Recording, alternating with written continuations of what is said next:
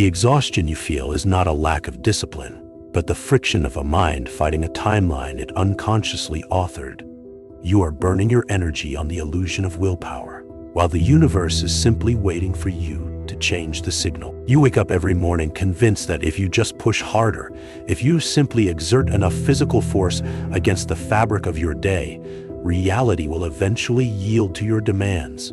This is the primitive operating system of a fractured mind. It is a fundamental misunderstanding of how the architecture of your existence is built. You are attempting to pry open a locked door from the outside, entirely unaware that you are the one who forged the lock, swallowed the key, and built the room you are desperately trying to escape. The fatigue settling in your bones is simply the mathematical result of pushing against your own echo. Look closely at the architecture of your daily friction. You drag yourself through resistance, treating every obstacle as an invading force that must be conquered through sheer endurance. As the world exponentially accelerates around you, this outdated reliance on force makes you a victim of the shifting quantum field. You sense the evolutionary gap widening daily, and in response, you grip the steering wheel tighter, convinced that raw effort is the only currency the universe respects. But raw effort is a biological confession. It is your nervous system admitting that your internal state does not match the external reality you are demanding. You are broadcasting one frequency while begging for the rewards of another, and the resulting dissonance is tearing your energy reserves apart. The world is not withholding anything from you. It is precisely and relentlessly reflecting the exact state of your own internal conflict. This is where the illusion of external circumstance tightens its grip on your throat. You look at the environment around you, the obligations, the financial ceilings, the interpersonal friction, and you assign them absolute authority. You treat them as fixed, concrete realities that exist entirely independent of your observation. Because you believe they are separate from you, you believe you must fight them. You are more up daily to go to war with a hologram. You are exhausting your physical vessel by wrestling with shadows cast by your own unresolved internal architecture. The monumental tragedy of your current exhaustion is that it is entirely self-inflicted by a version of you that refuses to assume authorship. Every time you try to overcome a barrier through force alone, you are cementing its reality in the field, guaranteeing that you will have to fight it again tomorrow. The weight you carry is not the weight of the world, but the weight of the timeline distortion you are currently maintaining. You are standing with one foot in the reality you desperately crave, and the other firmly planted in the identity of the person who does not yet have it. The physics of the soul cannot sustain this contradiction. You are experiencing identity spaghettification, stretched violently across the chasm between the old self you refuse to let die and the new paradigm you are begging to enter. The universe does not respond to what you want. It responds entirely to what you are. And right now, you are a localized point of profound resistance, demanding that the mirror change its reflection before you change your face. You are waiting for permission from the outside to finally step into the sovereignty you already possess on the inside. Faced with this agonizing tension, your mind reaches for the only tool it was ever taught to use. You decide the answer must be an ironclad commitment to brutal endurance. You map out rigid routines, demanding more grit, more sacrifice, and a heavier dose of relentless execution. You convince yourself that the evolutionary gap separating you from your highest timeline can be bridged if you simply bleed enough to prove your worth. You wake earlier, you push harder, you punish your vessel in the name of progress, treating your own biology as a weak link that must be whipped into submission. You wear this exhaustion as a badge of honor, a twisted proof that you are doing the work. You believe that suffering is the toll you must pay to eventually manipulate reality into giving you the exact outcome you desire. But discipline, as you currently understand it, is a complete illusion.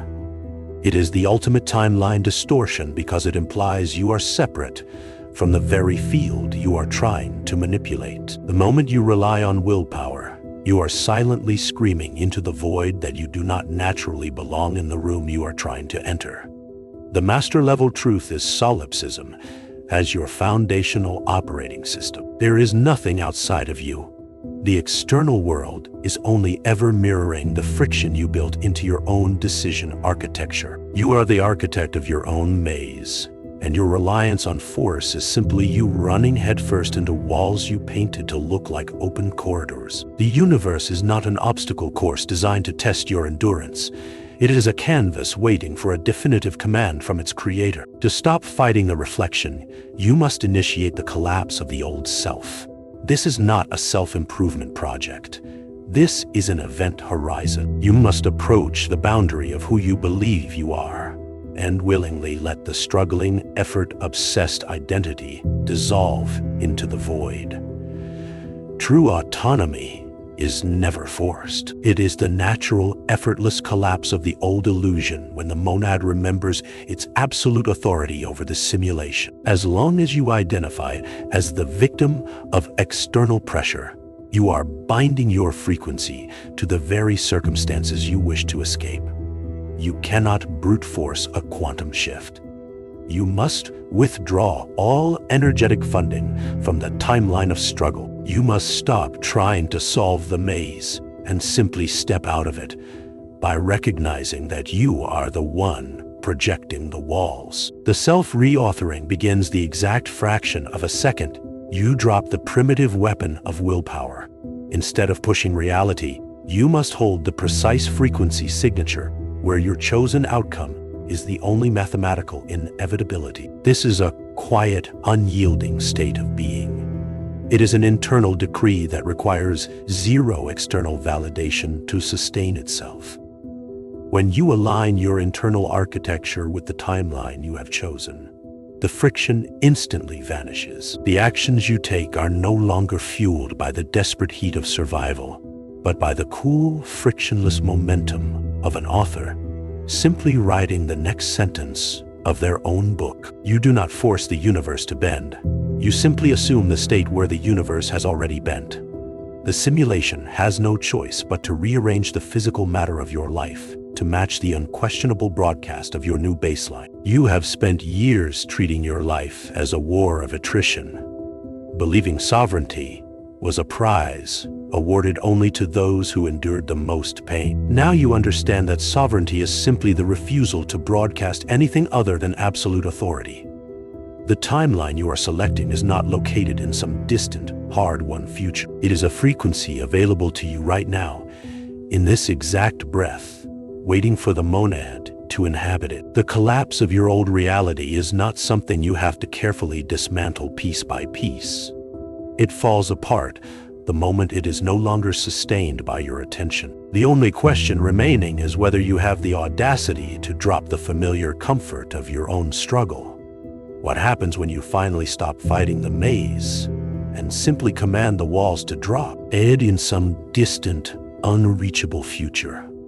It is located in the frequency signature you are broadcasting in this exact breath.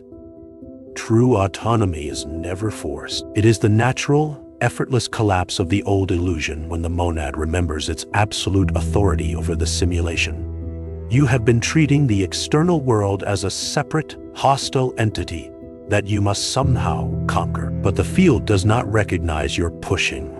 It only recognizes the signal you are radiating while you push. When you strain against reality, you are broadcasting a desperate lack, and the universe perfectly mirrors that lack right back at you. You are caught in a feedback loop of your own making, convinced the mirror is the source of the reflection. The moment you stop pushing against the glass, the timeline distortion breaks. You are left standing in the silent realization that nothing was ever in your way except the avatar you thought you were playing. To truly engineer your reality, you must recognize that the external world is only ever mirroring the friction you built into your own decision architecture. Every delay, every frustration, every closed door is simply a dense projection of your internal hesitation.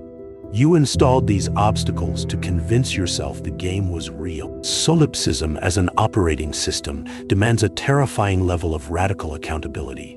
It means admitting that the friction you fight daily is not a universal constant, but a personal preference you forgot you selected. You are the architect of the maze, complaining about the complexity of the walls. When you finally accept that you are both the rat and the scientist, the maze loses its structural integrity. The walls dissolve the second you stop needing them to prove your own resilience. You do not need to navigate the labyrinth when you realize you are the floor it is built upon. Approaching the edge of this realization triggers what can only be described as identity spaghettification. As you draw near the event horizon of your new timeline, the old self begins to stretch, distort, and tear apart under the gravitational pull of your actualized sovereignty. This is the exact moment most turn back. They mistake the dissolution of their outdated ego for actual destruction. They feel the fabric of their familiar suffering tearing, and they panic, clinging to the heavy, dense reality they know, just to feel grounded. You must let the old character die. The self-reauthoring requires raw, unmitigated surrender to the void of unknowing. You cannot carry the bruised, exhausted survivor of your past into a timeline that demands absolute, unyielding mastery. The collapse must be total before the new reality can properly synthesize. Allow the old skin to burn off in the atmosphere. Once the old architecture has fallen, you do not rebuild it with better habits or more resilient effort. You step into the quiet, unyielding state of the absolute. You hold a frequency signature so precise that your chosen reality becomes the only mathematical inevitability. This is the quantum field responding not to what you want, but to what you fundamentally are. You engineer a state of being where success, sovereignty, and expansion are the frictionless default. You no longer wake up to fight the day. You wake up and reality instantly aligns itself to the unbending nature of your signal. There is no negotiation with external circumstances because you have ceased to acknowledge them as separate from your own mind. The universe has no choice but to fold itself into the exact shape of your unwavering assumption. You become the immovable center, and everything else orbits your quiet authority. This is the mechanics of timeline jumping translated from esoteric theory into daily visceral practice. You are no longer moving through time. You are collapsing time around your stationary point of consciousness. When you embody this altitude of the self-reauthoring, you watch the physical world rush to catch up with the energetic coordinates you have already occupied. People, opportunities, and resources suddenly behave as if they have been quietly conspiring in your favor for years. They have. Because in the timeline you just anchored into, your victory was always the only possible outcome. You simply stopped visiting the parallel realities where you fail.